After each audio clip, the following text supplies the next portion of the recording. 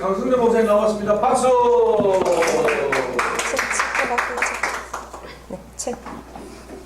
부록이죠? 네. 부록 부록 2번입니다. 페이지 430페이지. 네. 책으로 하니까 책을 봐주시면 돼요. 네. 부록 2 페이지 430페이지입니다.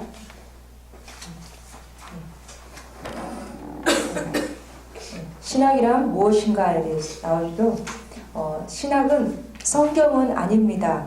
그러나 성경을 우리가 바르게 알기 위해서 또 깊고 넓게 알고 또 우리 삶 가운데 적용하기 위해서는 우리 신학이라는 그 틀이 필요합니다. 두 번째 신학의 필요성 나오네요. 거기 보니까 신학은 성경을 알게 하는 도구며 성경 이해를 돕는 틀이다.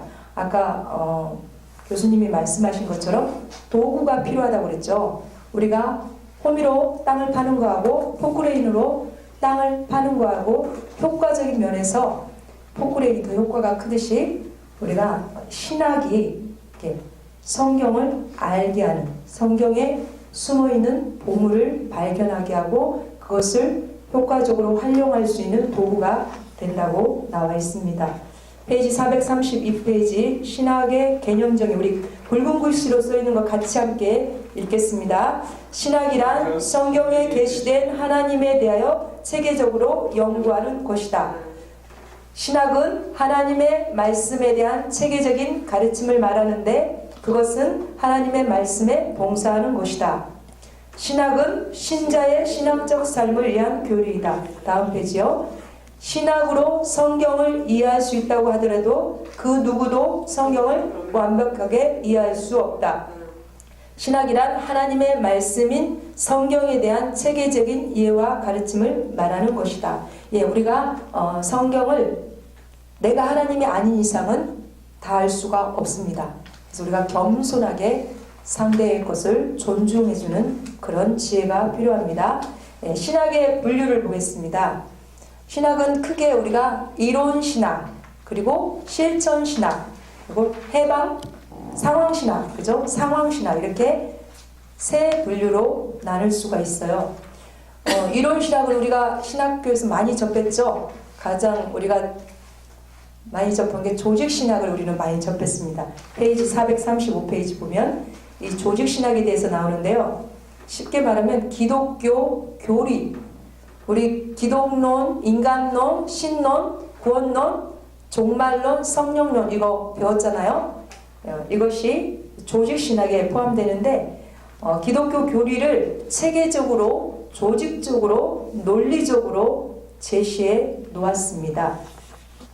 두 번째, 이제 성경신학이 나오는데요. 이거는 성경을 좀 더 깊이 어떤 성경 본문을 접근하는 데 있어서 본문 해석에 어떤 신학적으로 더 깊이 연구하는 학문이 성경신학입니다.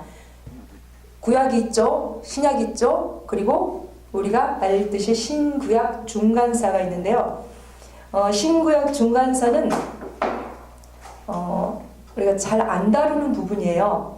근데 말라기 선지자부터 세례 요한의 그 등장 사이 400년의 그 시간이 있었죠. 흔히 암흑기라고 말하는데요. 갈라디아서 4장 4절에 보니까 때가 참에 하나님이 그 아들을 보내사 이 말씀이 있어요. 그래서 이 400년이라는 시간은 하나님께서 예수 그리스도를 보내기 위한 그런 준비 기간이었다고 깨닫습니다. 역사신학을 보겠습니다. 초대교회사, 중세교회사, 근세교회사, 한국교회사 여기 나와 있는데요. 성경 속에 나타난 이스라엘이라든지 그 하나님의 백성들의 어떤 역사 그리고 예수님의 탄생 이후의 그 교회사들 이게 역사 신학에 나와 있습니다. 우리 438페이지 실천신학이네요. 예, 실천신학은 우리가 이론적으로는 잘 몰라도 많이 접했어요. 예배학, 설교학, 그죠? 우리가 심리, 상담 심리, 목회 상담학, 행정학 이런 쉽게 우리가 뭐 목회를 하시는 분이라면은 접하는 부분들이거든요. 개인 어떤 삶이나 어떤 교회 공동체의 실제 현장에서 필요한 분야들을 다루고 있거든요. 그런데 이 실천 신학은 좋은 이론 신학이 있어야 돼요. 좋은 이론 신학을 바탕으로 해야만이 이 실천 신학이 실제가 되고 좋은 열매를 맺을 수가 있거든요. 이 이론 신학이 없이 예를 들어서 뭐 치유 신학 그러잖아요. 우리가 지금 우리가 배우고 있는 이 치유 신학이 실천 신학인데 이 어떤 성경의 토대, 성경에 근거하지 않고는 이거를 말로 표현하기도 그렇고 다른 사람들한테 전달하기도 역부족이에요. 그래서 우리가 이렇게 오늘 1, 2교시, 3교시 이렇게 배웠는데 정말 놀랍더라고요. 이 말씀 안에 이 치유에 대한 그런 개념들, 치유에 대한 실제적인 것들이 나와 있는 걸 보고 저도 많은 은혜를 받았거든요. 그래서 이 실천 신학은 출발도 성경적이어야 되고 과정도 성경적이어야 되고 결과도 성경적이어야 된다는 거죠. 실천 신학의 바탕에 이론 신학, 건전하고 탄탄한 이론 신학이 뒷받침되어야 된다는 것을 알 수 있습니다. 세 번째 상황 신학을 볼게요. 상황 신학은 그 어떤 특정한 상황 가운데서 요구되는 그런 신학인 것 같아요. 문화와 깊은 관련성이 있거든요. 그래서 그 시대가 필요로 하는 신학, 민중 신학, 해방 신학, 여성 신학, 요즘 여성들의 지위가 향상되고 있죠.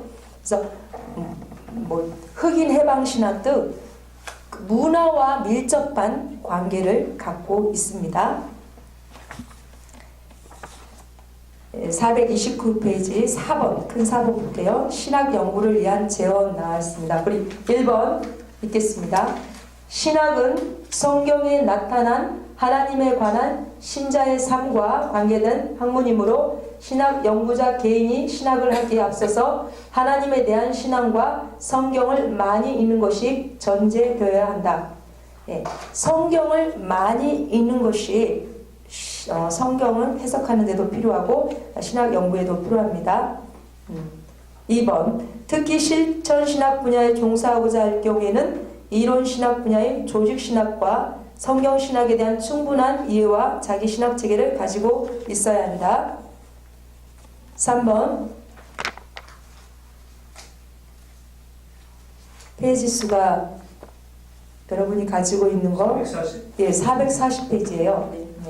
3. 아무리 천재성을 가진 학자랄지라도 역시 한계 내의 존재임을 인정하는 것이 필요하다. 4. 성령님의 도우심과 인도를 의지함으로 신학 연구를 해야 한다.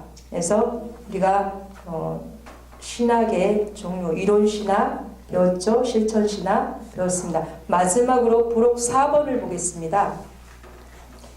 페이지 443페이지. 성경 해석과 신학.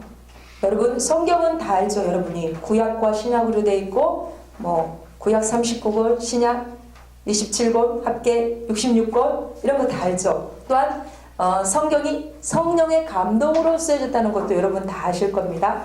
40여 명의 기록자가 있었지만 베드로서 1장 21절에 보니까 오직 성령의 감동하심을 받은 사람들이 하나님께 받았다고 표현되고 있습니다. 그래서 성경의 원 저자는 성령 하나님이십니다. 이렇게 기록된 성경을 우리가 각자 개인이 적용하기 위해서 반드시 해석이라는 도구가 필요합니다. 그죠? 아까 배웠듯이 이 해석의 틀은 세계관, 가치관 또는 문화관, 저는 또 관점이라고 표현합니다. 성경에 대한 자기 해석의 어떤 체계나 틀이 그것이 곧 신학인데 우리 모두 다 그러니까 신학을 가지고 있는 거죠. 그런 틀을 가지고 있죠. 다양한 관점으로 우리가 성경을 읽더라고요. 보니까 요즘 성경 통으로 읽기 등 성경 읽는 세미나들이 많은데 접해보면은 그마다 다 관점들이 달라요. 뭐 하나님 나라의 관점으로 읽기도 하고, 뭐 구속사 관점으로 읽기도 하고, 뭐 창조, 재창조, 뭐 타락과 회복, 생명과 저주, 뭐 하나님 나라, 세상 나라, 여러 가지 관점으로 성경을 읽더라고요. 근데 제 개인적인 경험으로는 성경을 많이 보면 볼수록 열려진다고 깨달았어요. 저는 솔로몬이 그렇게 부인이 많고 첩이 많았잖아요. 그럼 오직 자녀들이 많았겠어요? 근데 요새 들어 솔로몬에게 딸이 있었다는 걸 요즘 느끼는 거. 요즘 성경을 읽으면서 아, 솔로몬한테 딸도 있었구나 이렇게. 그만큼 이게 지식이 아니라 성경은 진짜 열어줘야 알겠더라고요. 그래서 우리가 성경을 보는 만큼 열린다는 거죠. 성경 본문에 대해서 해석이 여러 해석들이 있더라고요. 설교하시는 목사님들 같은 본문을 가지고도 다르게 설교를 하시죠. 그래서 어떤 신학교나 어떤 신학자나 교단, 신학 입장에 따라서 성경 해석이 달라질 수가 있다는 거죠. 그래서 우리는 성경을 성경으로 해석하는 거, 그리고 문법적으로 실제 구약의 이스라엘은 이스라엘로 문법적으로 해석하고, 또 본문의 그 의미를 역사적이고 또 문맥적으로 문자적으로도 해석할 줄 알고, 또 오늘날 하나님이 지금 나에게 말씀하신다는 어떤 영적인 해석도 우리가 필요합니다. 네. 두 번째, 성경 해석과 신학의 관계를 보겠습니다. 신학이 올바르면은 성경 해석도 바르게 이루어지겠죠. 그러나 반대로 또 성경 해석이 바르게 이루어지려면 신학이 바르지 않으면 안 되죠. 아까 그 붕어빵 틀 얘기했죠. 계속해서 반복해서 찍어낼 수밖에 없는 거죠. 그래서 우리가 성경을 해석하고 또 이러한 우리가 치유신학을 공부하는 데 있어서 가장 방해되는 요소가 무엇인가 생각해 보니까 이 고정관념이 문제더라고요. 기존의 그런 관념들을 깨지 못하면 이렇게 배우려고 하는 거, 접하려고 하는데 장애물이 있더라고요. 그래서 우리가 건전한 신학의 발전을 위해서는 성경 개관이 필요하다는 겁니다. 성령님의 조명하에 먼저는 자기 것을 내려놓고 우리가 성경으로 돌아가고, 또 우리가 이제 각 치유 신학을 접하니까 저는 그래요. 어떠한 사고를 가지고 있냐면 제가 배우는 그곳이 치유 신학이면 치유 신학에 대해서 가장 잘 가르치는 곳이다. 저는 이렇게 전제를 하고 배우거든요. 그러니까 저한테 유익이 되더라고요. 우리가 신학교 처음 들어갔을 때 매 시간마다 이렇게 교수님들이 가르쳐주는 걸 접할 때 혼동이 오기 시작하는 것들이 있더라고요. 왜냐하면 기존에 제가 가지고 있는 것을 고수를 하니까 새로운 것이 올 때 이게 갈등이 생겨가지고 네, 자꾸 밀어내려고 하는 그런 경향이 있더라고요. 그래서 저는 뭔가 배울 때 이미 내가 배웠고 알고 있는 것이라 할지라도 일단은 한쪽에다 좀 내려놓는 시간이 필요하다. 그리고 배우고 나서 그 다음에 내가 가지고 있던 것과 좀 비교를 해보고 아, 이 부분은 내가 알고 있는 것보다 더 업그레이드가 됐구나 받아들이는 것이 필요하다는 것을 깨닫습니다. 그래서 우리가 성경 궤관, 개인의 꾸준한 성경 읽기와 성경 궤관 공부는 성경을 바르게 이해하고 이해하는 데 있어서 매우 중요한 부분이라는 거죠. 그리고 건전하고 올바른 신학을 정립하기 위해서도 성경 궤관, 우리가 구약부터 신약, 계시록까지 전체적으로 이렇게 꿰뚫는다고 그러죠. 맥을 잡고 흐르는 거. 이게 참 중요하고, 마지막에 보니까 우리 원장 교수님이 쓰신 성경의 3대 핵심 주제가 나오더라고요. 그리스도와 언약과 하나님. 저는 여기를 읽으면서 성경의 그 언약에 대해서 원시 복음이죠. 원시 언약부터 해서 노아한 언약, 아브라함과 맺은 언약, 시내산에서 맺은 언약, 다윗과 맺은 언약, 또 에레미야서에서 새 언약. 이걸 제가 한번 찾아봤어요. 이렇게. 그랬더니 그 언약 속에 예수 그리스도가 들어있더라고요. 그러니까 아까 그 강 교수님 말씀하셨잖아요. 구약의 사자들, 이 사자들이 예수 그리스도다. 이건 저도 듣고 깜짝 놀랐거든요. 야, 우리 예수님이 어디에 계시는가 구약에. 저는 그거 정말 그거 발견하는 사람 대단하더라고요. 근데 정말 사자로 오셨더라고요, 예수님이. 여기에도 예수님, 여기에도 예수님, 여기에도 예수님. 이렇게 예수님이 계시는구나. 이걸 발견하니까 이게 믿음이 더 돈독해지는 그렇더라고요. 그래서 우리가 결론적으로 내가 왜 성경을 읽는가? 성경을 읽는 목적이 무엇인가? 그래서 저는 말씀에 근거해서 요한복음 5장 39절에 보니까 예수님이 말씀하셨어요. 너희가 성경에서 영생을 얻는 줄 알고 성경을 연구하는구나. 그런데 너희들 참 그렇다. 아니, 성경에서 영생을 얻는 줄 알고 성경을 연구하면서 왜 영생인 생명인 나를 알아보지 못하지 너희가? 바리새인들한테 하는 말이잖아요. 그래서 오직 이것을 기록함은 너희로 생명을 얻게 하려 함이니라. 저는 성경을 보는 목적이 하나님을 알기 위해서 봐요. 생명 되신 그분을 알고자 하는 그 갈망함 때문에 말씀을 보거든요.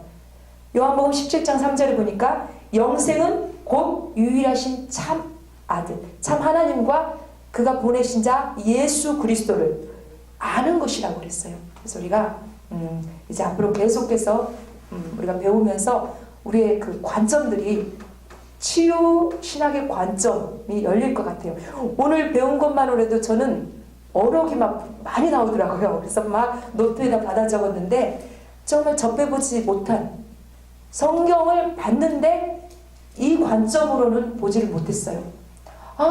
에레미야 27장 이 치유 관점으로 보니까 정말 하나님께서 치유하시는구나, 회복하시는구나. 그래서 구원도 치유요, 회복도 치유요, 창조도 치유구나. 이걸 깨닫게 되었습니다. 그래서 저 여러분이 계속해서 이것을 배우다 보면 정립이 많이 되고 우리가 이 안에 영혼육이 치유되면서 우리의 생각이 치유되면서 우리의 그 성경을 보는 눈이 더 깊이 더 넓이 열려질 것이라고 확신합니다. 감사합니다. 박수.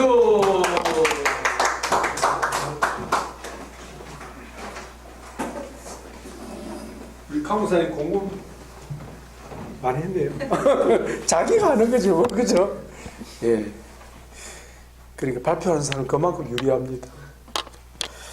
자, 잠깐 제가 덧붙이고 마치겠습니다. 자, 우리 강목사님 그 예레미야 24장, 24장, 24장, 여러분 뒤에 슬쩍 한번 넘겨보시기 바랍니다. 아까 우리 한 것 중에 조금 보충할게요. 신학은 성경이 아니다는 말 이해가 좀 됩니까? 성경은 뭐죠? 하나님의 계시로서의 존재 그 자체예요. 그 존재 그 자체를 우리 사람이 본단 말이에요. 보면 그냥 통째로 들어갑니까? 해석을 해야 됩니까? 그렇죠. 우리 한글 성경이면 그 한글 성경을 이해하려면 뭘 알아야 합니까? 한글 모르면 모르는 거예요. 그죠? 영어 성경이면 영어 모르면 안 되는 거라. 근데 한글은 겨우 아는데 학교 공부를 제대로 안 했다. 읽을 줄 아는데 알아야 몰라요. 뭐가 안 됩니까? 해석이 안 돼요. 결국 해석이 안 돼요. 자, 어떤 교수가 강의합니다. 어떤 학생은 고개를 끄덕끄덕 하는데 어떤 학생은 눈만 깜빡깜빡 한다. 무슨 얘기입니까? 교수가 강의한 내용을 뭐 하고 있다? 끄덕끄덕 하는 분은 해석을 하고 있다. 자기 안에. 내가 해석해야지. 그런 생각 안 하죠. 무엇이 가운데 해석이 계속 되고 있는 거예요. 그죠? 여러분 좀 이해가 됩니까? 오늘 좀 해석이 됩니까? 근데 무슨 소리인지 모르겠다. 그러니까 눈만 깜빡만 나도 졸죠 이렇게. 아, 나 모르겠다. 해석이 안 된다 이거예요. 근데 우리 안에 그 해석은 항상 뭐가 같이 갑니까? 틀. 자, 여러분 지우신학 공부하니까 여러분 속에 뭐가 장착이 됩니까? 지유의 틀.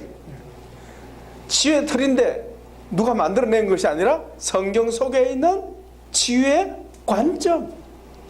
성경 속에 있는 지유의 관점을 어디 속에? 내 속에, 내 이 지식 체계 속에 장착을 하는 거예요. 그 장착을 해서 보면 어떻게 해요? 어머, 보이네? 이렇게 드러나죠. 보이는 거지. 그러니까 지우신학 안면서는 아무리 봐도 안 보여. 그렇게 했죠. 근데 제가 오늘 누가복음 4장 그렇게 해석하는 게 여러분 어떻습니까? 오, 확 드러나죠? 예. 하나님의 창조의 세계는 그렇습니다. 어떤 해석 체계를 가지고 보느냐에 따라서 전혀 다르게 보여요. 예. 불신자들이 성경 보면 어때요? 아주 오래된 낡아 빠진 역사의 유물로 봅니다. 그죠? 그런 차이가 나는 거예요. 해석의 틀. 예. 해석의 틀이라는 게 중요하다. 그 틀이 다르게는 관점 또는 체계. 치유 체계. 치유신학은 성경적인 치유 체계. 치유신학이 뭐냐? 성경적인, 왜 성경적입니까? 이 신학이 성경적인 거니까. 성경적인 치유 체계. 여러분 공부를 하니까 좀 체계적인 것 같습니까? 예, 그렇죠. 체계적인. 그 체계가 내 속에 들어가면 어떻게 해요? 사람을 볼 때 이 체계로 해석하게 되는 거예요. 그렇겠죠? 나를 볼 때도 그 체계로 나를 보고, 아, 내 좀 잘 돼가고 있어. 이렇게. 성경을 볼 때도 그 체계로. 그 체계를 가질 때에 여러분 7대 전제 있죠. 이 그대로 사용되는 거예요. 나의 사고가 하나님 중심이냐? 반대가 뭐 인본적이냐? 그렇겠죠. 둘째, 그리스도 중심이냐? 예수님이 내 삶의 주인이냐? 내 사역의 예수님이 주인이냐? 치유신학에서 예수님이 주인이냐? 너무 중요해요. 치유 누가 하느냐? 내가? 너, 성령님이. 나는 뭔데? 도구. 치유신학 강의 내가 하는 것이 아니에요. 내 안에 계신 그리스도께서 성령님을 통해 역사하고 계시는 거예요. 이 치유신학의 전제만 아니라 치유사역자의 전제가 되기도 하고요. 그렇죠? 그리스도의 삶의 전제가 되기도 하고요. 그러니까 우리 치유신학에 이 7가지 전제가 모든 영역에 배어 있어야 된다는 거. 이해되시겠죠? 이게 만약에 이 약속과 약속, 전제는 약속이에요. 약속. 그죠? 전제는 다른 말로는 틀과 같아요. 틀. 이런 틀로 치유신학을 전개하겠다. 이런 틀을 가지고 나는 사역하겠다. 이런 틀을 가지고 사역해야 되지 않겠습니까? 치유신학 배웠으니까. 이렇게 치유신학을 배웠으니까 나는 이런 틀을 가지고 사람을 대하겠고 이런 틀을 가지고 나는 내 인생을 조망하겠다. 그대로 적용해요. 그래서 제가 여러분에게 복사를 드리는 거예요. 그냥 할 일이 없어요. 여러분 이건 물을 묻혀도요 안 퍼집니다. 왜 그랬을까요? 여러분 오래오래 쓰라고. 혹시 차를 쏟아도 괜찮아요. 코팅을 해주면 더 좋겠습니다만은 일단은 여기를 7가지를 여러분 항상 염두에 두시고 사용하시면 좋겠습니다. 제가 만약에 이 신학에 대한 그 기초가 제대로 안 됐더라면 못하죠. 할 수가 없죠. 하나님께서 저를 쓰시려고 이 체계를 세우게 하시더라고요. 체계를. 그래서 이 한눈에 보는 신구약 성경 여기 없으신 분 있습니까? 박준생 없죠? 우리 제가 선물로 드릴게요. 입학 축하 선물로. 살게요. 예, 예. 우리한테 안 주시더만. 이걸 제가 제일 먼저 천여작입니다. 성령님이 그렇게 하신 거예요. 성경을 처음부터 끝까지 다 정리하게 만든. 그래서 지금 초판 천여작인데 좀 엉성해요. 아니 엉성하기보다도 내용이 신구약 성경을 다 다뤘지만 여러분 용량이 얼마나 많겠습니까? 그래서 제가 지금 이걸 막 그냥 선물로 드리는 것은 이제 정보판이 2권으로 나옵니다. 예, 구약 한 권, 신약 한 권 나오는데 특히 목사님들은 굉장히 좋을 거예요. 왜냐하면은 예를 들면 소선지 같은 경우도 그 주요 해설이 다 나와요. 그 주요 해설을 읽어보면 그 예를 들면 요나스가 다 나오고 다 이해되도록 만들어놨어요. 그렇게. 그럼 그 뭡니까? 그 서신서도 마찬가지. 그렇게 딱 만들어놨어요. 그래서 지금 제가 바빠가지고 못 나오고 있는데 지금 교정 중에 있습니다. 좀 보충하고 있고. 안 주십니까? 예? 안 주십니까? 예. 우리 이 목사님 정인입니다. 예. 그래 이게 성경 개관. 성경 개관이라는 말은 성경을 계속 읽으면서 성경 자체가 가진 뭐예요? 체계. 내가 만들어낸 체계 말고 성경 자체가 가지고 있는 구조가 있겠죠? 그 구조를 내가 붙잡는 거예요. 그러니까 성경 자체가 가진 체계가 있다는 거예요. 그건 성경을 많이 안 읽으면 안 나오게 돼 있어요. 예. 그래서 신학은 성경을 많이 읽어야 나의 신학이 나옵니다. 내 것이 나온다는 거예요. 여러분 신학교 공부해 보셨지만 성경을 많이 읽은 교수님하고 성경을 안 읽고 그냥 박사학위만 딴 교수님하고 차이가 딱 납니다. 그래요 안 그래요? 들어보면 알겠죠? 어디 차이 납니까? 성경 많이 안 읽은 교수님은 학자들 얘기만 끝내요. 자기 고백이 없어. 그럴 수밖에 없어요. 그래서 저는 여러분이 성경을 많이 읽기를 원합니다. 읽으면요 성령님이 막 역사해요. 작용해요. 제가 어떻게 있어겠습니까? 성령님이 가르치시니까 이게 가능한 거죠. 그래서 제일 뒤에 보면 우리 강목사님 발표 잘해 주시는데 건전한 신학 발전을 위해서는 뭐 해야 됩니까? 성경을 많이 읽고 개관해야 된다. 개관은 뭡니까? 전체를 한눈에 볼 수 있어야 돼. 이렇게. 예. 여러분 한반도가 엄청 크죠? 한눈에 들어와요 안 들어와요? 안 들어와요. 그럼 한반도를 한눈에 들어오면 어떻게 하면 될까? 예, 지도 옛날 지도 없을 때 생각하는데 김정은 같은 경우는 막 다녀가지고 대동여 지도를 만들었잖아요. 요즘 인공위성 타면 돼요. 한눈에 보이죠? 그처럼 계속 읽고 이 성경 개관을 하면요 성경 전체가 한눈에 들어오는 거죠. 그 작업을 계속 해야 다른 잘못된 신학의 오류에 안 빠지는 거야. 아시겠죠? 예, 그거는 내가 해야 될 부분이죠. 예. 그래서 여러분이 성경을 많이 읽으면 우리 교수님도 가르치지만 자기께 딱 나오는 거예요. 예, 여러분 성경 계속 읽으시기 바랍니다. 언제까지 읽어야 될까요?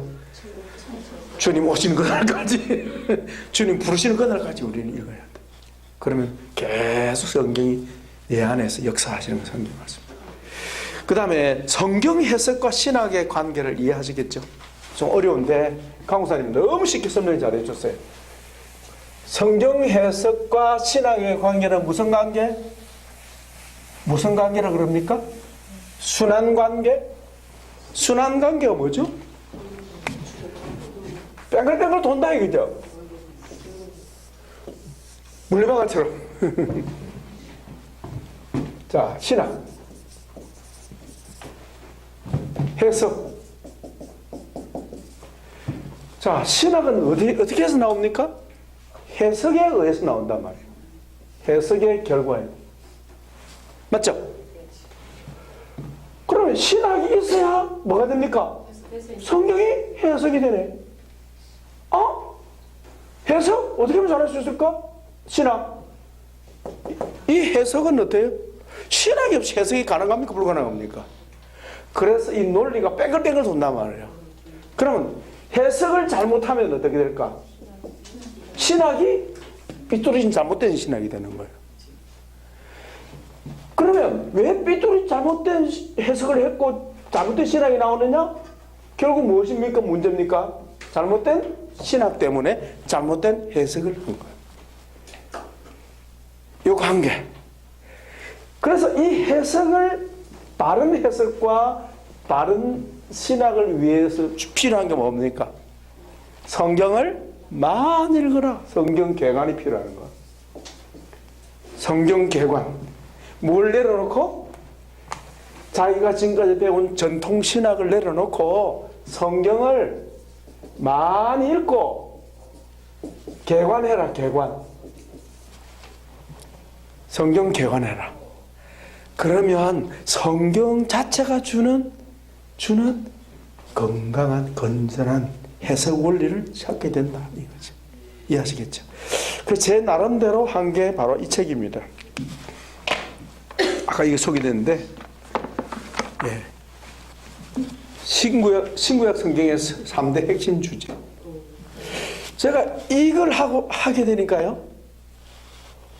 이 성경 괴관에서 핵심이 있더라고요. 그게 뭐냐? 3대 핵심 주제. 그러니까 이 주제 안에 모든 게 다 들어간다. 성경은. 그래서 그리스도와 언약과 하나님의 나라. 예, 이걸 제가 이 성경 개관 세미나 하면서 제가 막 급하게 만들었는데 우리 연구원에서 좀 수정을 좀 했습니다. 수정 정보했습니다. 이 책을 보면 아까 우리 강 목사님 얘기 다 나옵니다. 성경은 그리스도에 관한 책이라는 거. 구약 전체가 그리스도에 관하여 말씀한다는 거. 이게 나와. 그래서 여기 보면 그림이 이렇게 나옵니다.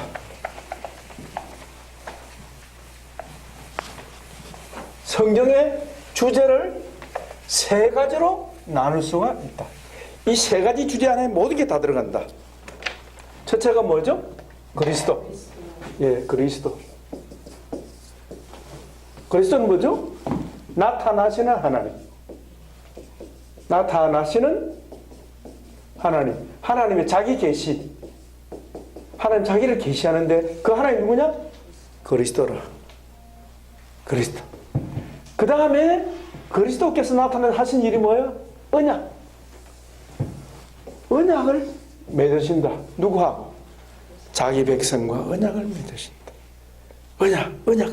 그 성경은 그리스도의 계시사, 언약의 역사, 그 다음에 또. 자, 그리스도께서 언약했는데 뭘 언약한 겁니까? 하나님의 나라. 예. 그 성경은 하나님 나라의 역사예요. 이 세 가지가 안에 다 묶어진다, 성경은. 그걸 이제 제가 좀 설명을 하는 거죠. 성령님이 제게 가르쳐 주신 겁니다. 제가 신학교 다닐 때도 배운 건 아닙니다. 성령님이 이 성경 개관 이거 하면서 성령님이 가르쳐 주신 거를 막 급조로 해가지고 좀 멍청하긴 합니다만은 보면 성경이 다 들어올 거예요, 여러분 속에. 근데 관계를 말하면 어떻게 되나? 관계를 말하면 여기서 가장 큰 게 뭡니까? 그리스도죠. 그리스도는 만유요. 만유는 그리스도 안에 있다. 그죠? 예. 만유는 하나님 안에 있습니다. 그죠? 이 땅에 나타나신 하나님 누굽니까? 그리스도죠. 그래서 성경의 요한복음 5장에 보면 아무도 하나님을 본 자가 없다. 그 하나님 누구입니까? 성부 하나님을 본 자가 없다. 예. 그렇게 말하죠. 오직 독생하신 하나님이 나타나시느니라. 그래서 예수님을 믿는 자라야 하나님을 믿는 자요. 그리스도를 믿지 않는 자는 하나님을 믿지 않는 자라. 누구 한 자는 이렇게 유대인들 보고. 모세가 나에게 대해서 증거할 건을 어찌하여 너희는 모세의 글을 보고도 나를 믿지 못하느냐? 예수님 그랬어요. 자, 그리스도 안에 뭐가 있다? 하나님의 나라와 언약이 있다. 이렇게. 요 그림 이렇게 있죠? 예, 이렇게. 그리스도 안에 모든 게 다 있어요. 그리스도를 믿으면 하나님의 계시가 열린다. 언약이 열리고 하나님 나라가 열린다. 근데 이거 열리지 못하고 방해하는 게 뭐죠? 죄. 예수님을 보아도 보지 못하게 만드는 것이 죄고, 예, 하나님의 언약을 맺었습니다. 하나님이 언약하셨음에도 불구하고 언약의 소중함을 알지 못하도록 방해하는 것이 죄고, 하나님 나라를 누리지 못하게 하는 것이 죄고, 그 죄를 제거하는 게 뭡니까? 치유죠. 아시겠습니까? 그렇게 보시면 되겠습니다. 자, 여러분, 오늘은 요 정도 하죠. 시간이 꽤 갔는데 뭐 질문 있으면 하시기 바랍니다. 머리가 좀 맑아지는 것 같습니까? 머리가 아픕니까? 자, 여러분, 체계를 세우면요 머리가 아주 맑아집니다. 명쾌해집니다. 그래서 체계에 딱 세워지면요 질서가 있어요. 너는 이리, 너는 저리, 너는 이 밑으로, 너는 위로 다 되는 거예요. 이렇게 다 되겠죠? 마치 집안에 막 흥크러져 있는 것을 갖다가 캐비넷 안에 착착 집어넣는 거예요. 너는 첫째 서라, 너는 둘째 서라, 너는 셋째 서라, 이렇게 탁탁탁탁 체계화하면 내 삶이 어떻게 해요? 정돈이 되고 질서가 있고, 그리고 지식을 많이 습득해도 짐이 안 돼요. 그렇겠죠? 배우면 배울수록 힘이 돼요. 그러나 이 체계가 안 잡히면 어떻게 해요? 배우면 배울수록 혼란스럽고 머리가 어지럽고 힘들어져 버리는 거죠. 그래서 여러분, 치유신학 하게 되면 신학이 뭔지를 알게 될 거예요. 여러분 신학적 기초가 있으니까 아마 치유신학 해도 재미있게 하지 않겠나 기대가 됩니다. 그리고 성령님이 도우시니까, 예, 쑥떡같이 말해도 찰떡같이 알아듣는 게 우리가 힘이 납니다. 예, 어떻습니까? 우리 박 전사님 좀 잘 들어옵니까? 네. 아, 할렐루야. 예. 우리 김 강사님 뭐 재미있을 줄 압니다. 안 그러면 저 뒤에 앉았을 텐데. 네, 솔직히 재밌습니다. 아, 그래요. 네, 치유가 그냥 잘 몰랐었는데 예. 그냥 몸 치유 그런 것만 알았는데 예. 이 치유의 그 정의가 되는 예. 치유가 이런 거구나. 예. 재밌게 많이 느껴요. 예. 지적인 것이 풀어져야 네. 감정도 뭡니까? 건전하게 됩니다. 지성이 안 따라가는 감정은 어때요? 오히려 삶을 혼란시켜 버립니다. 예. 그렇죠. 그래서 예수님은 너를 가르치는 것도 문제하신 거예요. 그래서 예수님은 깨달음을 앞세운 거예요. 깨닫는 자는 복되도다. 깨달음은 다 지식을 통해 들어오잖아요. 예. 그리고 지식은 그릇입니다. 그릇. 그릇이 클수록 어때요? 많은 분량을 담을 수 있죠. 많이 담아가지고 많이 나눠주시기 바랍니다. 예. 오늘 요 정도로 하고 우리 기도하면서 마무리하겠습니다.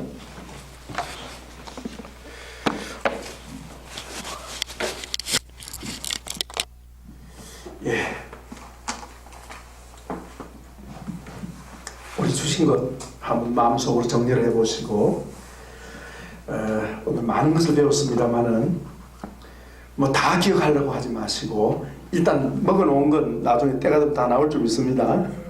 너무 머리 아프게 생각지 마시고, 일단 여러분 속에 떠오르는 것만 가지고 주님 앞에 나아갈 수 있기 바랍니다. 예. 첫째는 이 치유신학을 통해서 내 삶이 정돈되게 해 주옵소서. 내 삶이 질서가 잡히게 해 주시고 내 인생이 체계가 잡히게 해 주옵소서. 그러면 체계가 잡히면 어때요? 내 삶이 한결 수월하게 되고 편하게 됩니다. 예. 그리고 자유로워지게 됩니다. 그리고 내가 체계가 잡히면요, 내 뜻을 전달하기가 아주 쉬워집니다. 지도적인 위치에 있으니까 전달하기가 아주 쉬워져요. 그러면 어떻습니까? 놀라운 삶의 열매들이 나타나게 되겠죠. 예. 그래서 자녀 양육이나 또 우리의 사역이나 교회 사역이나 인간관계나 여러 면에 경건은 범사에 유익하다 했잖아요. 여러분 이 지시는 고마 여러분 범사에 유익하게 될 것입니다. 예. 그래서 주님의 영광이 우리 삶 속에 나타나기를 바랍니다. 그래서 계속적으로 성령님 도와달라고 이날 이 목요일 하루 오는 거 여러분 자신이 지킬 수 있도록 기도하셔야 합니다. 영적 방해가 없도록 기도해 주시고, 그리고 이번에 두 분 저희도 간다고 하는데 잘 다녀오시길 바라고, 또 빠짐없이 보충할 수 있기를 부탁드리고, 그 다음에 자기 발견 계속 좀 하시기 바랍니다. 우리 말씀 기억하고 다시 동성을 잠깐 기도하겠습니다. 기도하고 나서 이창호 교수님 기도 한번 해주시기 바랍니다. 기도합니다. 주님 감사합니다. 아버지, 오늘도 우리 가운데 역사하여 주시고 나타나시는 하나님 감사합니다. 주님 영광 받아주시옵소서.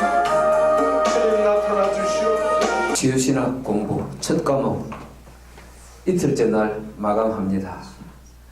너희 속에 착한 일을 시작하신 이가 그리스도의 날까지 이루실 줄을 우리는 확신하노라. 주님이여, 우리 하루하루의 날들을 마감할 때마다 우리 주님의 착한 일, 착한 열매가 우리 삶에 있게 하셔서 밤에 복된 잠 자게 해주시기 바랍니다.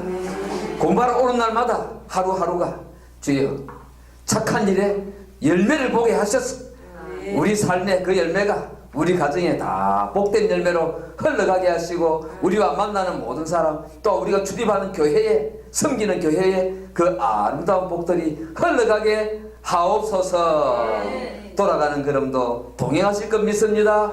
예수님 이름으로 기도드립니다. 아멘. 옛날 예루살렘이 멸망한 가운데 낙심하고 있는 예레미야에게 찾아오셔서 예레미야야, 네가 무엇을 보느냐 물으시고, 예레미야에게 환상 가운데 무화과의 환상을 보여주신 우리 주님, 그에게 치유의 약속을 하여 주시고 치유의 소망과 회복의 소망을 주신 주님, 오늘날 동일하게 우리에게 이 치유 신학을 선물로 주신 것을 감사합니다. 먼저 가르치는 종들에게 이 치유 신학을 주여 치유 신학 체계를 장착하여 주신 것에 대하여 감사하오며, 또 배우는 우리 원우들에게 이 치유 신학을 통하여 치유 관점이 범사에 적용되게 역사하여 주시기를 성령 하나님께 부탁을 드립니다. 자기 발견하는 것 쉬지 않게 하옵시고, 못난 모습 발견할지라도 낙심치 말게 하옵시고, 그것을 치료하시려고 드러나게 하신 우리 주님께 나아가는 종들, 오히려 감사 기뻐하는 종들 되게 하옵소서. 주여, 사이버로 공부하는 우리 원우들의 이름을 부릅니다. 주여, 우리 김원희 집사님 기억하여 주시옵소서. 그 이름을 주 앞에 올려드립니다. 서은여 목사님을 올려드립니다. 주여, 또한 우리 안순옥 사모님 다음 주에는 오신다고 합니다. 우리 사모님의 이름을 주 앞에 올려드립니다. 사이버로 공부하기로 작정한 우리 박종윤 목사님을 올려드립니다. 열심히 또한 치유 공부하겠다고 작정한 우리 김동현 강사님을 올려드립니다. 우리 성목사님과 함께 또 재수강하겠다고 작정한 우리 이상훈 장로님을 올려드립니다. 먼저 간 우리 이정희 집사님을 올려드립니다. 주여, 함께하여 주옵소서. 주의 말씀으로 성리하게 하옵소서. 주여, 다음 주에는 우리 강선희 목사님과 김영남 강사님 이렇게 전에 약속한 것 때문에 주님 제주도로 수련회로 떠납니다. 건강한 모습으로 은혜 받고 돌아오게 역사하여 주시기를 바라고 주의 종들을 부탁드립니다. 빠진 거 잘 사이버로도 채울 수 있도록 우리 주님 도와주시옵소서. 우리 임성희 전사님, 주의 여종에게 새로운 역사가 있음을 감사합니다. 올 때마다 영적 방해가 있는 것 오히려 뒤집어버립니다. 하나님의 선한 역사를 기대합니다. 기대하시는 우리 전사님 되게 하옵시고, 우리 박정수 전사님 축복합니다. 주여, 우리 전사님 속에도 새 역사가 일어나고 있음을 믿습니다. 한 주 동안 주여 이 치유의 말씀으로 저희 모두를 승리할 수 있도록 권고하여 주시고, 특히 우리 김정희 목사님 그분이 여기사 우리 주님 그 여종이 역전의 역사가 나타날 줄로 믿사오니 오직 치유하시는 주님 바라보게 하옵소서. 아멘. 감사합니다. 찬양합니다. 오늘 하루 인도한 주님께 영광을 돌려놓고 우리 주 예수 그리스도의 이름으로 감사하며 기도합나이다. 아멘. 박수로 주께 영광을 돌립니다.